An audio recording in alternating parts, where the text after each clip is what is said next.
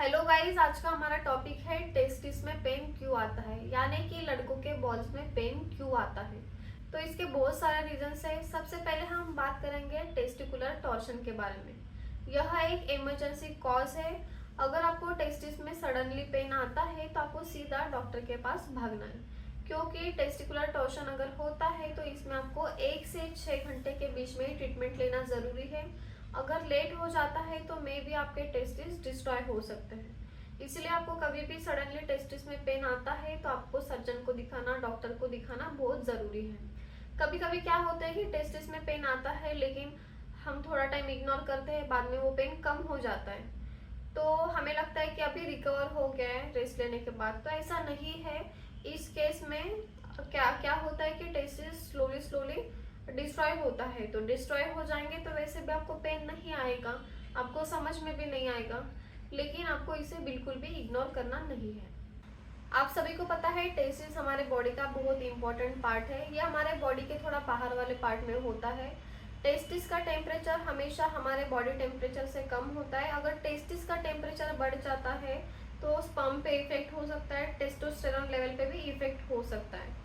अगर आपको पेन आ रहा है तो आपको सेक्सुअल ट्रांसमिटेड डिजीज के वजह से भी पेन आ सकता है, तो तुरंत आपको डॉक्टर के पास भागना है, क्योंकि समटाइम्स क्या हो सकता है कि आपकी टेस्टिस श्रिंक हो सकती है, यानी सिकुड़ सकती है, इवन आपको स्वेलिंग आ सकती है, कुछ भी हो सकता है। इसलिए आपको डॉक्टर के पास जाना और दिखाना बहुत ज़रूरी है।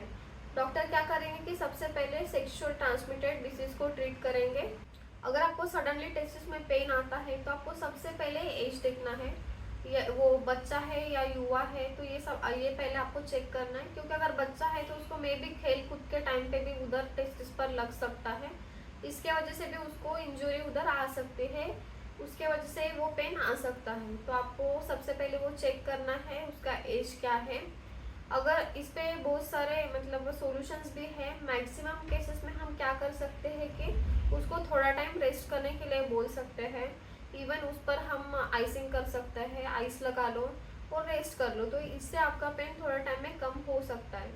लेकिन अगर आपका पेन कम नहीं हो रहा है तो आप पेन किलर ले सकते हो डॉक्टर के सजेशन से, उससे भी आपका पेन कम नहीं होता है तो फिर आपको डॉक्टर के पास जाना ही पड़ेगा, क्योंकि समटाइम्स आपको उधर अंदर ज़्यादा डैमेज हुआ रहेगा, इसीलिए आपको ज़्यादा पेन हो सकता है। तो इसीलिए आपको डॉक्टर के पास जाना ज़रूरी है। समटाइम्स टेस्टिस के आसपास वाले हिस्से में भी इन्फेक्शन हो सकता है, टेस्टिस में कीटाणु हो सकते हैं, उसके कारण हमें स्वेलिंग, इन्फेक्शन कुछ भी हो सकता है।